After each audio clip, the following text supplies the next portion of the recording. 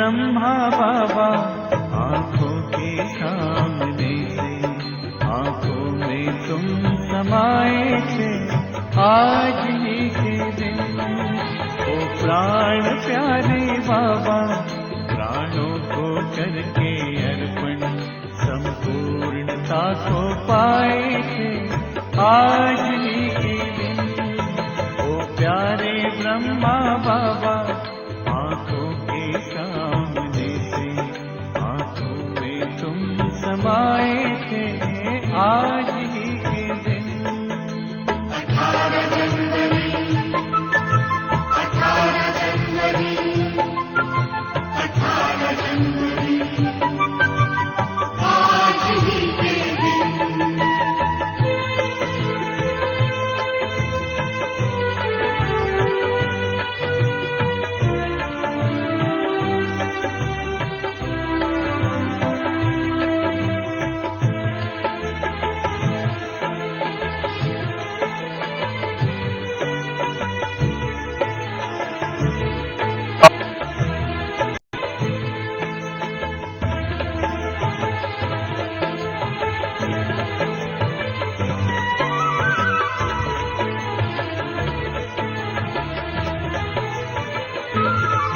कहते हैं त्याग तप किसको, सब करके वो सिखलाया। कहते ही नहीं थे बाबा, सब करके भी दिखलाया। कहते हैं त्याग तप किसको, सब करके वो सिखलाया। कहते ही नहीं थे। चाहे भंवर हो चाहे पहाड़, चाहे नगर हो चाहे उजाड़, बड़े सुख लाती है तेरी मुरली बाबा, दुखों से बचाती है तेरी मुरली बाबा। चाहे भंवर हो चाहे पहाड़, चाहे नगर हो चाहे उजाड़, बड़े सुख लाती है तेरी मुरली बाबा, दुखों से बचाती है तेरी मुरली बाबा।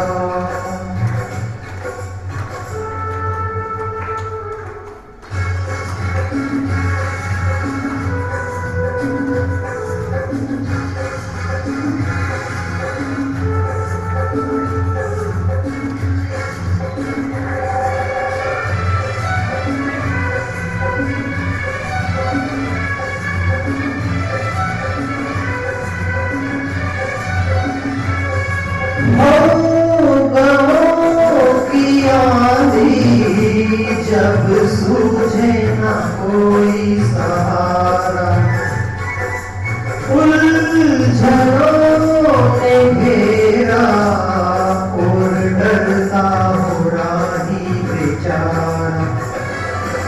संकट की घड़ियों में धीरज बंधाती है तेरी मुरली बाबा, से बचाती है तेरी मुरली बाबा।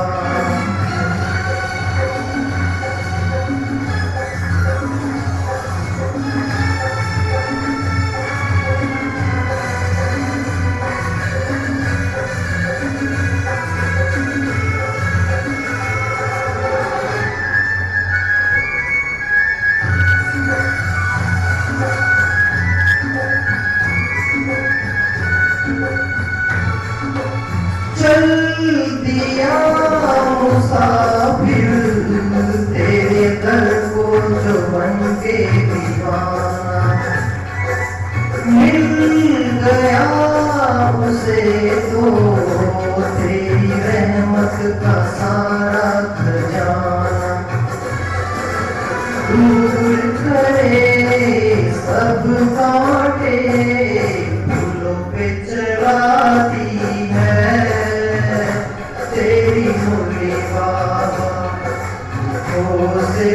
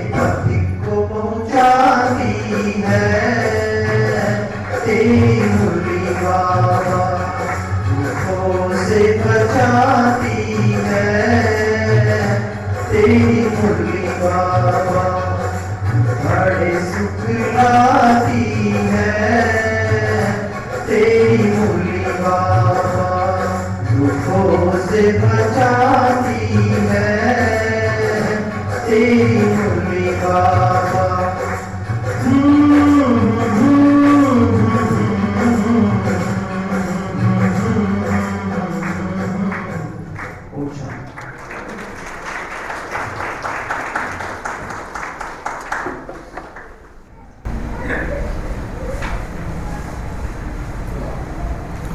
ओम शांति।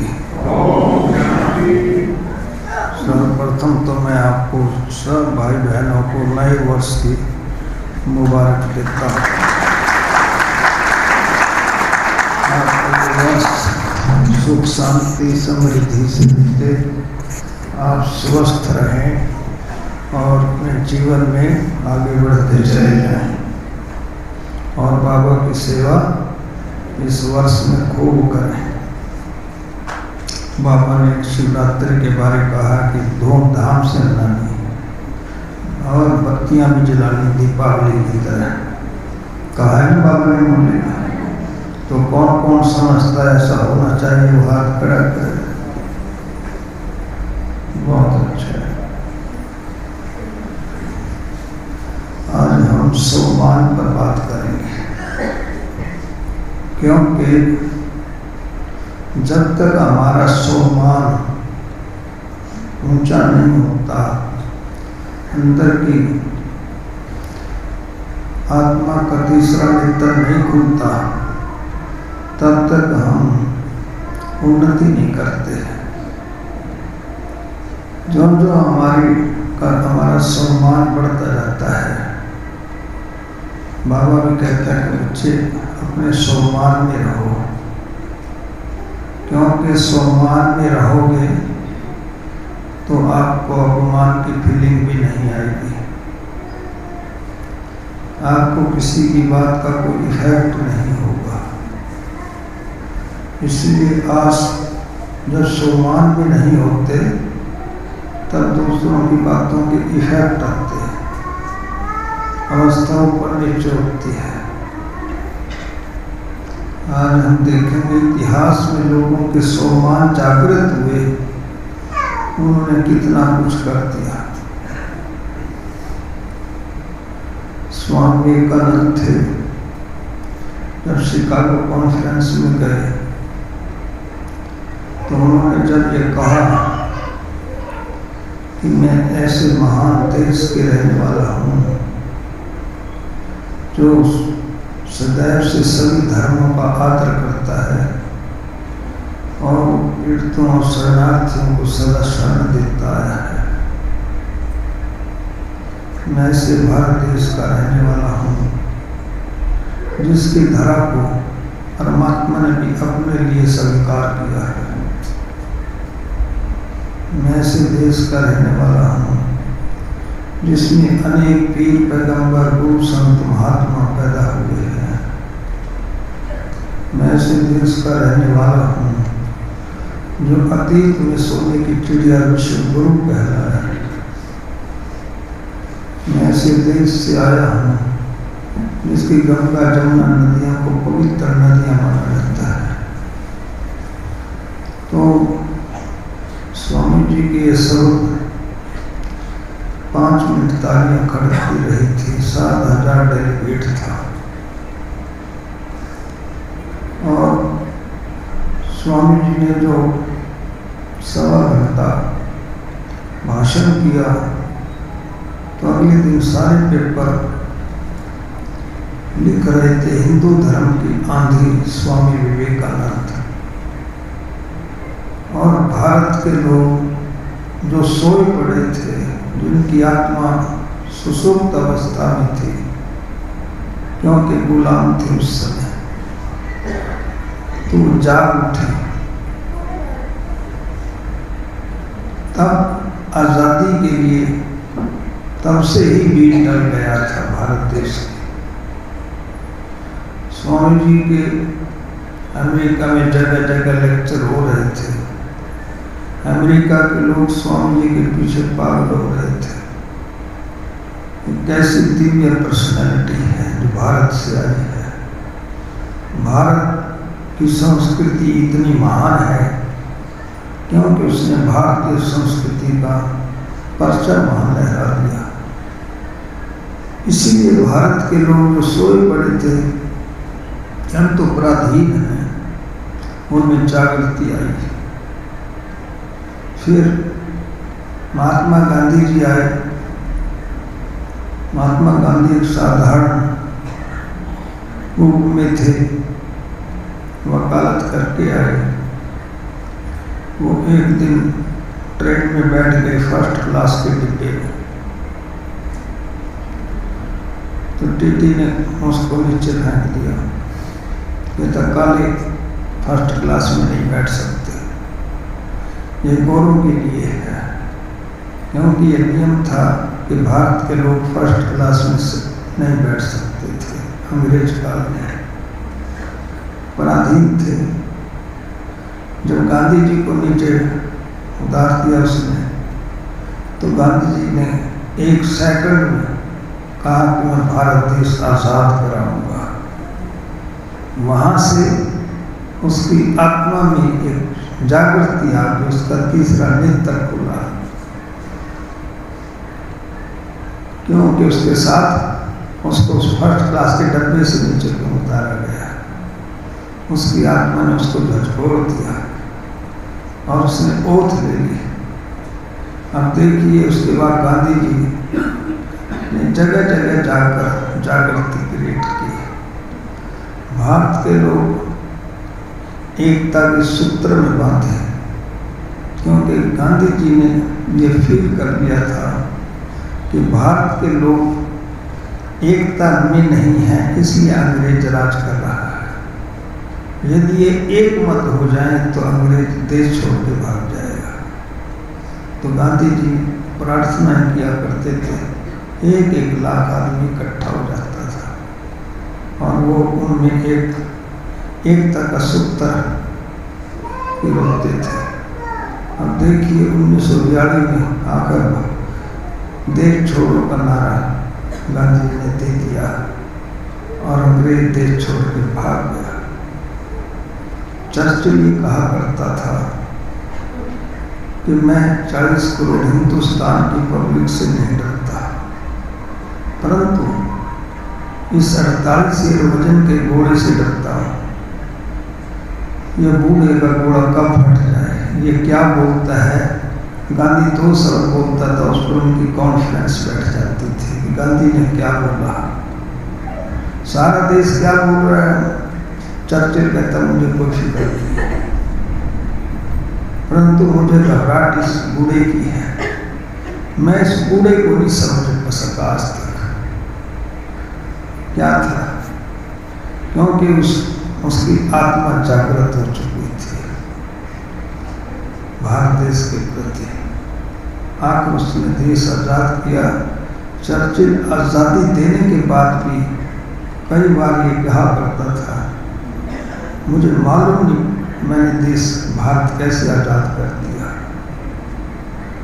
भारत सोने की चिड़िया था, इतना धन मेरे को मिलता था हर साल, परंतु मैंने कैसे आजाद कर दिया। ये है आत्मा की जागृति। वो अपने सम्मान में एक आत्मायुष्य में सारा देश पीछे लगा गया। विनोबा भावे थे, संन्यास ले रहे थे, नौजवान था, हाई क्वालिफाइड था। बापू जी को पता चला कि विनोबा संन्यास ले रहा है। उसने कहा विनोबा को एक बार मेरे से मिल के जा, फिर संन्यास ले लेना। विनोबा भावे गांधी जी के पास आए। गांधी जी ने कहा कि सुना है कि विनोबा आप पलायन कर रहे संसार से। उसने कहा हाँ पलायन कर रहा हूं। क्यों? आपको दिखाई नहीं पड़ता भारत की धरती रुद्र कर रही है, अंग्रेज अत्याचार कर रहा है। विनोबा भावे बोले बापू जी दिखाई पड़ता है। फिर पलाए क्यों? उसने कहा, बापूजी आपका रास्ता ठीक नहीं है। आप कहते हैं कि अहिंसा से देश आजाद होगा, परंतु यदि हिंसा से कहो तो मैं तैयार हूं। विनोबा भावे बोला। बापूजी ने क्या जवाब दिया?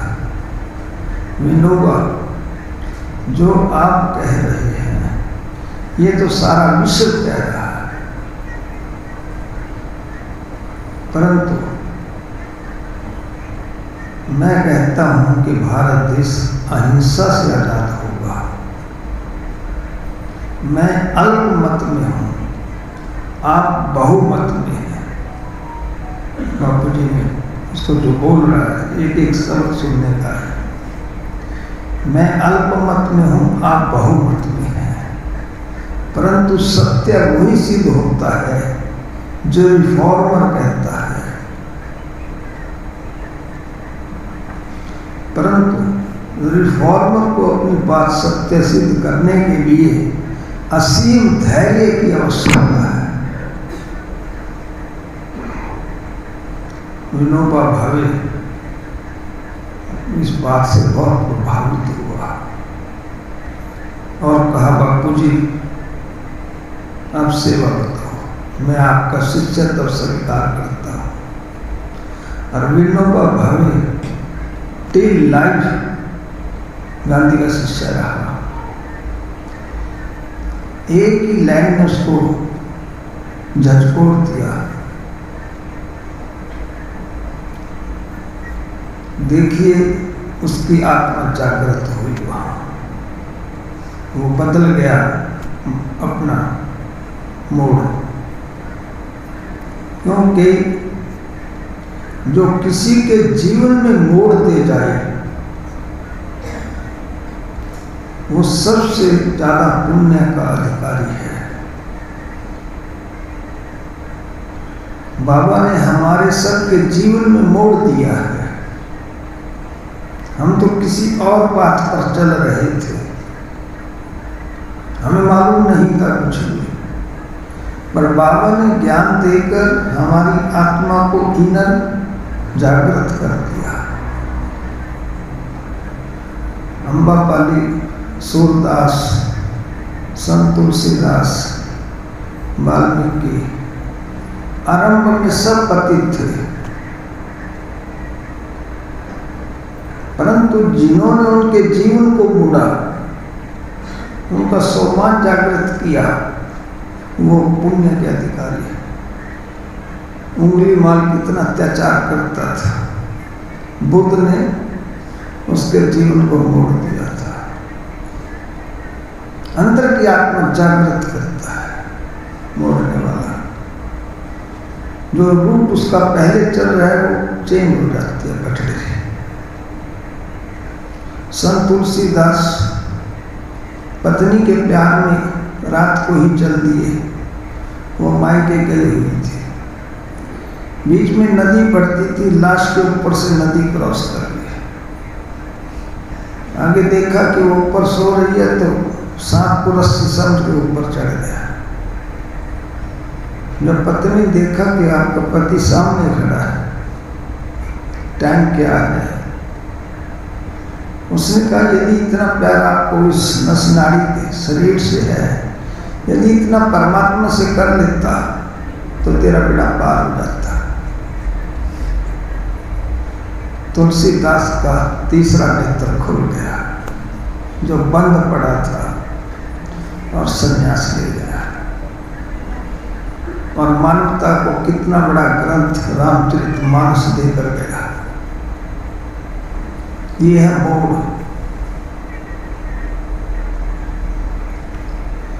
स्वामी राम तीरथ थे, एक कॉलेज में प्रोफेसर थे मैथमेटिक्स के। एक दिन 2 घंटे लेट हो गए। कॉलेज में प्रिंसिपल साहब से कहा कि मुझे रजिस्टर दे दो और ये मेरी 1/3 लीव है, मैं आगे हाजिरी लगा लूँ। 1/3 लिख के प्रिंसिपल कहने लगा, राम तीर्थ तू तो सवेर का आया हुआ है, तेरी हाजिरी तो पहले लगी पड़ी है रजिस्टर में, अभी तो आप पीरियड पढ़ा कर आए हैं। सर नहीं, मैं तो अभी आ रहा हूं। बच्चे को बुलाया कि प्रोफेसर साहब अभी आपको पीरियड पढ़ा कर आए हैं ना? कहता हाँ जी, मैथमेटिक्स का क्वेश्चन निकाल रखा है बोर्ड पर, देखो। उन्हीं का हैंड राइटिंग। राम तीर्थ को लगा झटका, खुला तीसरा नेत्र। कहता जो मेरी नौकरी करता है मैं उसी की नौकरी करूंगा, और संन्यास ले लिया था।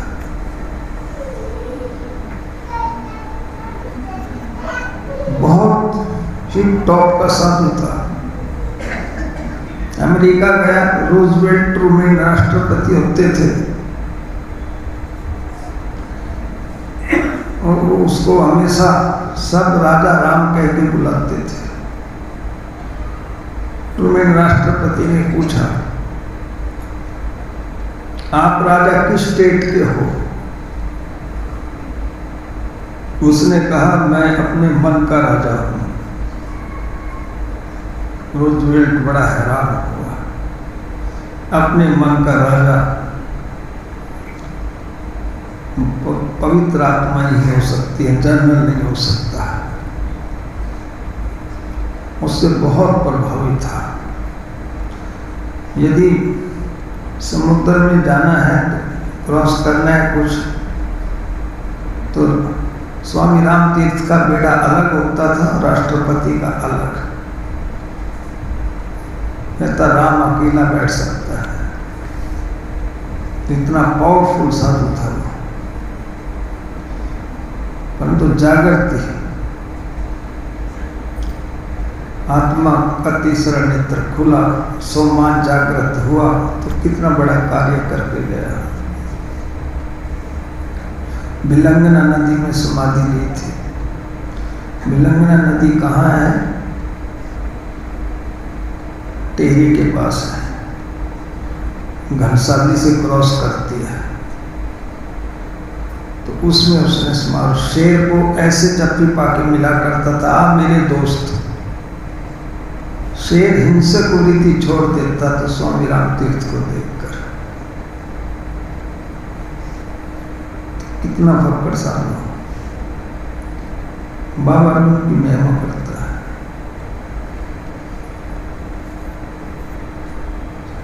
राजा भर्तृहरि थे, पिंगला रानी के प्यार में बहुत फंस गया था, दरबार में कई बार नहीं जाता था। गुरु गोरखनाथ उस समय के गुरु थे। उसने देखा कि इतना अच्छा राजा है, लोकप्रियता बहुत है, पब्लिक बहुत खुश है, मगर ये क्या हो गया? वो तो नारी के प्यार में धंधा हो रहा है, अब उसको छुड़ाना था। एक दिन उसके दरबार में एक फल लेके चला गया। राजन आप बहुत अच्छे हैं, मैं आपके लिए अमर फल लेके आया हूं, आप इसको खा लेंगे तो सदा अमर रहेंगे। राजा ने अमर फल रख लिया, गुरु गोरखनाथ चला गया। वो तो पैगंबर था, उसकी तो चक्री बांधनी थी उसने तो राजा ने फल रख लिया और फल अपनी रानी पिंगला को दे दिया कि आप ये खा लो। रानी पिंगला ने फल रख लिया लेके राजा से।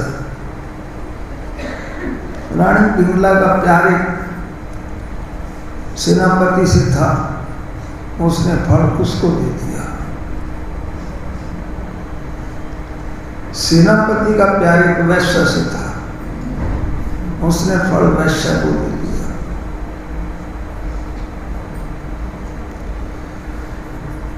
वैश्य ने सोचा कि तू फल खा के क्या करेगी, क्यों ना ये फल मैं अपने राजा को दे दूं, राजा बहुत अच्छा है, ऐसा राजा तो मिलना मुश्किल है। और पिंगला रानी फल लेकर, न वो वैश्या फल लेकर राजा के दरबार में चली गई और राजा को कहा कि राजा ये अमर फल है, ये आप खाओ, आप बहुत अच्छे राजा हो। राजा फल देख के चौंक गया, फल तो वही है, इसके पास कैसे चला गया?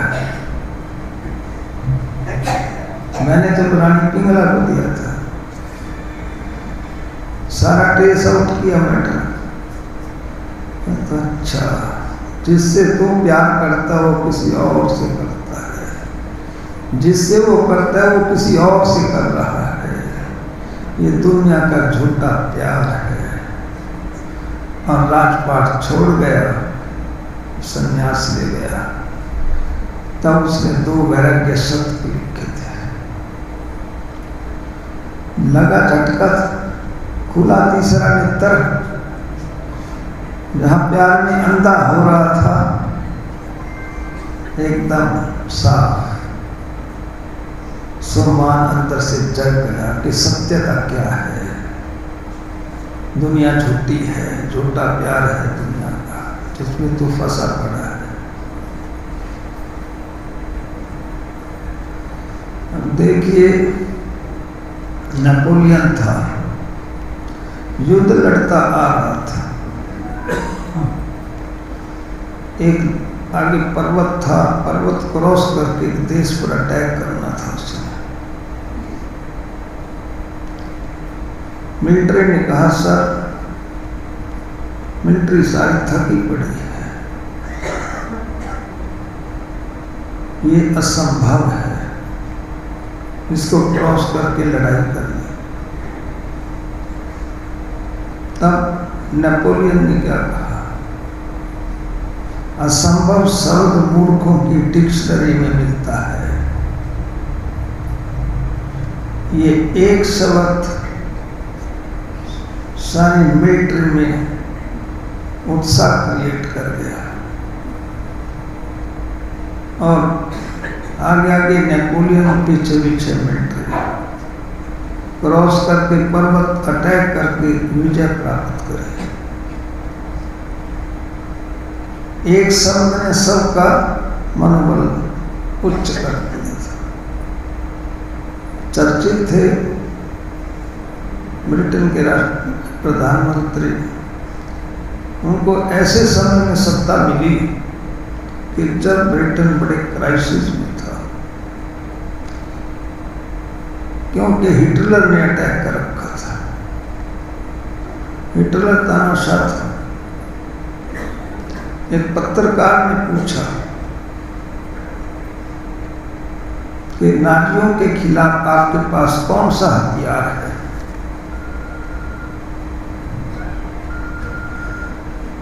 तब चर्चिल ने कहा कि वही तो ब्रिटेन का सदस्य रहा है। पत्रकार ने पूछा वो कौन सा? उसने कहा आशा, हमें पूर्ण आशा है कि हम जीतेंगे। ये एक शब्द सारे ब्रिटेन में आग की तरफ फैल गया और सारा ब्रिटेन नाजियों से लड़ने के लिए तैयार हो गया। आखिर ब्रिटेन ने हिटलर को हराया। एक ही शब्द ने सारे देश में लहर पैदा कर दी, उनकी आत्माओं को झकझोर दिया। तो समय पर कोई भी बात यदि आत्मा को जागृत कर देती है तो सफलता हासिल होती है। महात्मा बुद्ध थे, उसने 3 इंस्टांस देखे। उसने बीमार मनुष्य देखा, अपने कोच से पूछा, जो उसको चला रहा था वहां कोचवान, कि ये कौन है? कि बीमार मनुष्य है। अच्छा, क्या मुझे भी ऐसा होना पड़ेगा? कहता हाँ। फिर उसने एक बूढ़ा देखा कहता ये कौन? कहती है मनुष्य बूढ़ा हो चुका है। क्या मैं भी ऐसे बूढ़ा हूँगा? कहता हाँ आप भी ऐसे होंगे। फिर डेड बॉडी देखी, कहता ये कौन? कहते मनुष्य की डेथ हो गई है, उसको ले जा रही है शमशान में। क्या मैं भी ऐसे ही क्रॉस करूँगा? कहता हाँ। 3 चीजें देखते ही उसने राज्य सत्ता को ठोकर मार दी और संन्यास ले लिया था। आत्मा अंदर से जागृत हो गई, सम्मान जागृत हो गया, यहाँ कुछ नहीं है। और कितना बड़ा पैगंबर बना, अपने समय का बहुत बड़ा पैगंबर थे महात्मा बुद्ध। सारा वर्ल्ड उसके पीछे आ चुका था। भारत में हिंदू धर्म लोप हो रहा था और बुद्ध धर्म ही छा गया था। लुम्बिनी में पैदा हुआ था, उस समय लुम्बिनी बिहार में था। गया वृक्ष के नीचे उसको साक्षात्कार हुआ था। तो देखिए कि जागृति कैसी क्रिएट हुई, अंदर की आत्मा जागृत हो गई। महाभारत में अर्जुन मनोबल गिरावट था। भगवान ने देखा कि है तो वीर क्षत्रिय है, परंतु ये मनोबल इतना गिरा रहा है कि उसने डांडी भी रख दिया। तब परमात्मा ने अर्जुन को साक्षात्कार कराया। उसने देखा कि ये मेरे आदेश की पालना नहीं कर रहा है और मुझे एक अपना दोस्त मानकर चल रहा है कि बच्चे तुम इस वर्ल्ड साइकिल के हीरो एक्टर हो, कॉमन एक्टर नहीं हो आप। कौन से एक्टर हो? हीरो एक्टर हैं।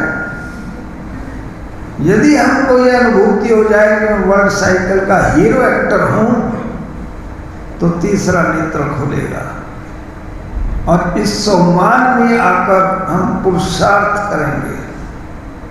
इसलिए बाबा कहता सवेरे उठकर एक सम्मान धारण करो। मैं कौन? मैं कोई साधारण आत्मा नहीं, मैं वर्ल्ड साइकिल का हीरो एक्टर हूं। मैं भगवान की आंखों का नूर हूं, नूरे रतन हूं, साधारण आत्मा नहीं हूं। सम्मान जागृत करना है। मैं कौन सी आत्मा हूं, उस सम्मान में आना है आपने, फिर आपका पुरुषार्थ बढ़ेगा। मैं इस सृष्टि रूपी कल्प वृक्ष का मास्टर बीज रूप हूं, क्योंकि परमात्मा कल्प वृक्ष का बीज है। आप भी बहुत आत्माओं के बीज हैं। आपसे कितनी आत्माएं निकलेंगी ज्ञान में? उन सब के बीज कौन हुआ? कौन हुआ? स्वामी राम तीर्थ। हाँ, हम भी बीज रूप हैं। हमारे से भी कितनी आत्माएं निकलनी हैं। हम उनके पूर्वज हैं। क्लास में एक बहुत अच्छा क्लास लिया, स्वमानधारी कैसे रहे। हमारे आदरणीय भ्राता जी स्वमानधारी हैं, स्वदर्शन चक्रधारी हैं, बाबा के दिल तक नशीन हैं, बाबा को अपने दिल में समाये हुए हैं और हम सबको स्वमान में रहना सिखाया। इस पूरा जनवरी मास तो क्या आज प्यारे बाबा ने हम सभी को पूरे वर्ष का एक बहुत सुंदर, बहुत शक्तिशाली स्वमान दिया। सबको याद है? स्वमान दिया, संतुष्ट मणि भव। तो जब हम संतुष्ट रहेंगे तो हम अन्य को भी संतुष्ट कर सकेंगे। और आदरणीय भ्राता जी ने वो क्लास हम सबको दिया कि हम संतुष्ट मणि तख्त नशीन बनकर अपने आप को स्वमानधारी सिद्ध किया। और ऐसे क्या कहें, सिद्ध पुरुष जिन्होंने इतनी सिद्धि प्राप्त की है और उनका सानिध्य हमको मिल रहा है। तो भ्राता जी के लिए हम सब भ्राता जी का जोरदार तालियों से हम स्वागत करते हैं और धन्यवाद करते हैं कि भ्राता जी ने हम सबको बहुत अच्छे से सुंदर स्वमान में टिकने का एक बहुत अच्छा क्लास दिया। और आप सबका भी बहुत बहुत धन्यवाद कि इतनी ठंडी तो बहुत है और सुबह तो देखकर लग रहा था ठंडी बहुत है, पर आपके त्याग और तपस्या को देखकर के सूर्य देवता को भी रहम आ गया है। जैसे बाबा को अपने बच्चों पर तरस आ जाता है ना, तो बाबा ने कहा कि बच्चे इतनी मेहनत करते हैं, बाप को भी तरस आता है कि बच्चे इतनी मेहनत करते हैं, पर फिर भी स्वमानधारी बीच बीच में कम हो जाता है। इसलिए आज आपका त्याग और तपस्या देखकर सूर्य देवता भी निकल गए, वो भी अपनी रोशनी से आपको भरपूर कर रहे हैं। और भ्राता जी ने तो हम सबको भरपूर किया और नीलम जी ने भी आप सबको मुरली सुना करके मुरलीधर के नज़दीक पहुंचाया। तो नीलम जी का भी बहुत बहुत धन्यवाद कि बाबा की मुरली से हमें बहुत शक्तियाँ मिली और स्वमानधारी बनने का बाबा से शक्तिशाली आशीर्वाद भी मिला। हम सब बड़े लबालब हो गए। किससे? स्वमान से, शक्तियों से। पूरा वर्ष हम याद रखेंगे कि मैं संतुष्ट मणि बन सबको संतुष्ट करना है। संतुष्ट रहेंगे तो सबको संतुष्ट भी करेंगे। हमारे सभी भाई लाइन में आकर श्रद्धा सुमन अर्पित करेंगे। उसके बाद सभी बहनें लाइनों में आकर के बाबा को प्यार तो है, आज बाबा ने कहा कितना प्यार है ब्रह्मा बाबा से, तो सभी बड़े शांति पूर्वक पिताश्री ब्रह्मा बाबा के प्रति हम श्रद्धा सुमन अर्पित करेंगे।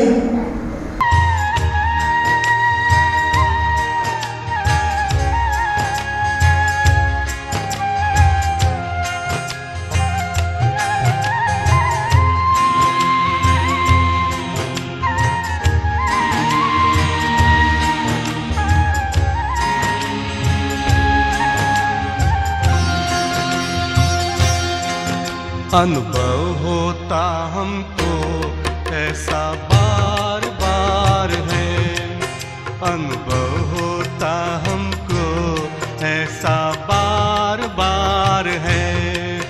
अव्यक्त होते बाबा लगता साकार है, अव्यक्त होते बाबा लगता साकार है।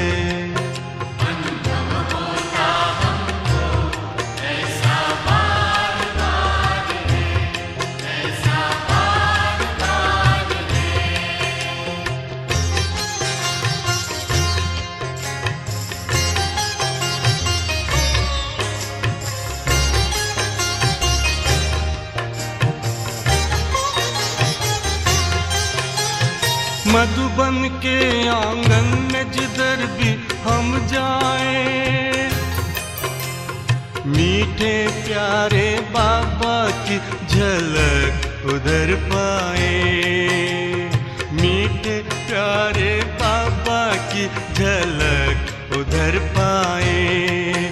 आंखों से होता अब भी उनका दीदार है, आंखों से होता अब भी उनका दीदार है।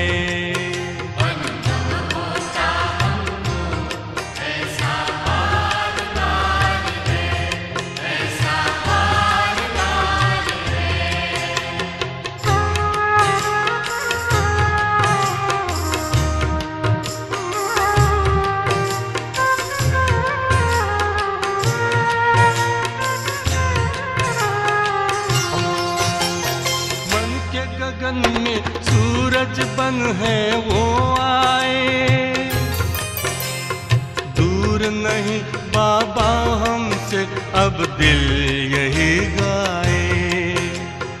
दूर नहीं बाबा हमसे अब दिल यही गाए। हम पर बरसता रहता उनका ही प्यार है, हम पर बरसता रहता उनका ही प्यार है।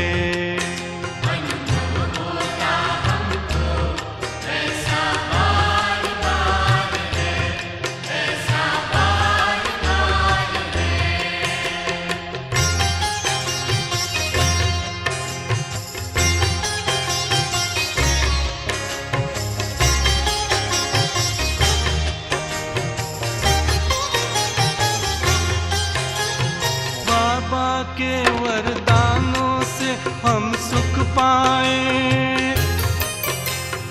उनके अमृत बोलों को हम जग में फैलाए। उनके अमृत बोलों को हम जग में फैलाए। देकर शिक्षा हमको करते श्रृंगार हैं, देकर शिक्षा हमको करते श्रृंगार हैं। अनुभव होता हमको ऐसा बार बार है, अनुभव होता हमको ऐसा बार बार है। अव्यक्त होते बाबा लगता साकार है, अव्यक्त होते बाबा लगता साकार है।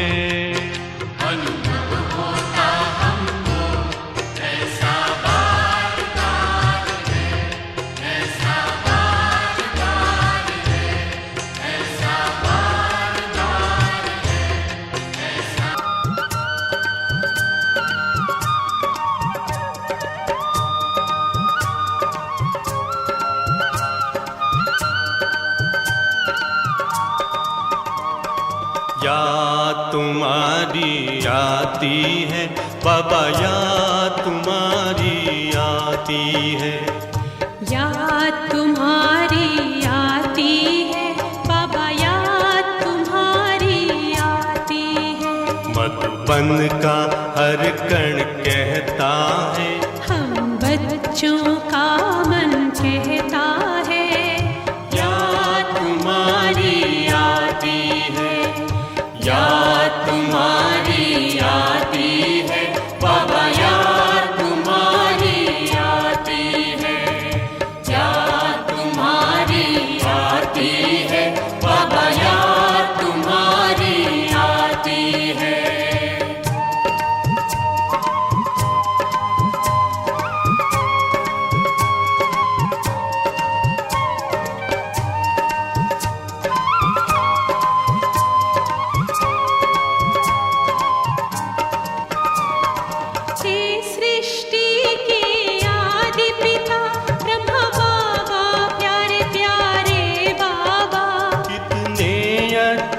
हमको लगते आँखों के तारे तुम बाबा, कितना ही प्यार दिया बाबा, बाबा याद तुम्हारी आती है, याद तुम्हारी आती है बाबा, याद तुम्हारी आती है, याद तुम्हारी बाबा याद तुम्हारी आती है।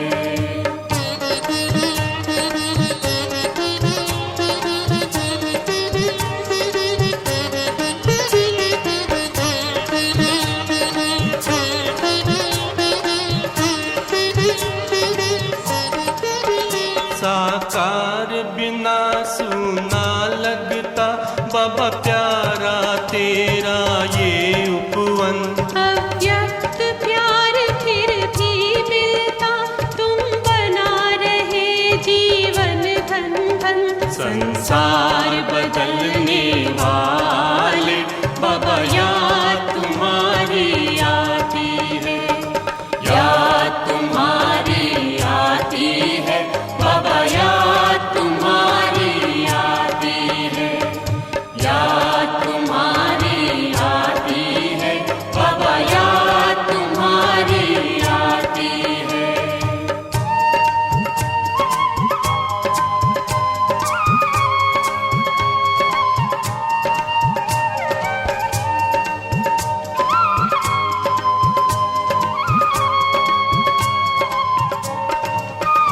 दिन जनवरी 18 का जो जो करीब आने लगता। तेरी यादें बढ़ने लगती है मन नई प्रेरणा है पाता। हे नवजीवन देने वाले बाबा याद तुम्हारी आती है। याद तुम्हारी आती है बाबा याद तुम्हारी आती है। मन का हर कण कहता है हम बच्चों का मन कहता है याद तुम्हारी आती है। याद तुम्हारी आती है बाबा याद तुम्हारी आती है। याद तुम्हारी आती है। याद तुम्हारी आती है।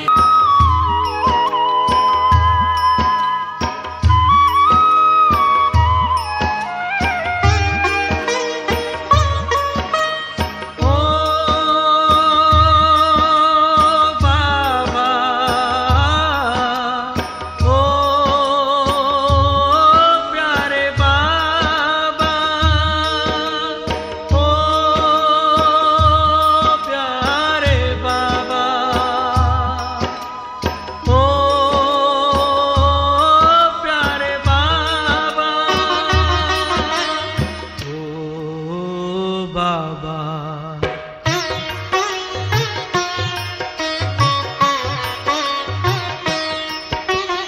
ओ बाबा तेरा मेरा है कल्प कल्प का प्यार। हम तुम पर बलिहार बाबा, तुम हम पर बलिहार। हम तुम पर बलिहार बाबा, तुम हम पर बलिहार। ओ बाबा, ओ प्यारे बाबा।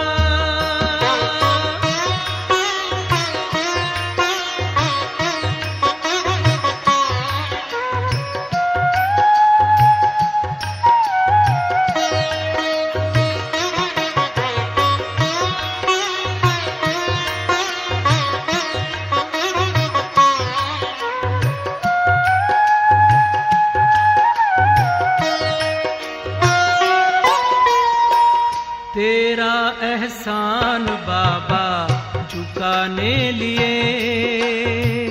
तेरा एहसान बाबा चुकाने लिए। मेरा हर जन्म हो तुम्हारे लिए। मेरा हर जन्म हो तुम्हारे लिए। फिर भी चुका न पाएंगे, फिर भी चुका न पाएंगे, चाहे जन्म ले हम कई बार। फिर भी चुका न पाएंगे, चाहे जन्म ले हम कई बार।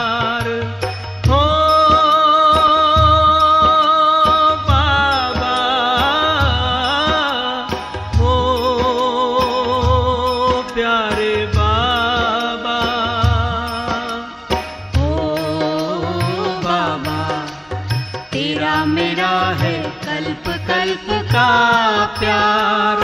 हम तुम पर बलिहार बाबा, तुम हम पर बलिहार। हम तुम पर बलिहार बाबा, हम तुम पर बलिहार। हो बाबा, हो बाबा।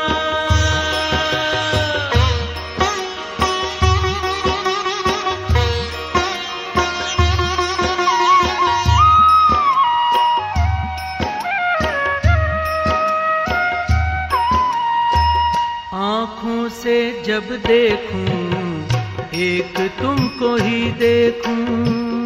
आँखों से जब देखूं एक तुमको ही देखूं। कानों से सुनूं तो बाबा एक तुमसे ही सुनूं।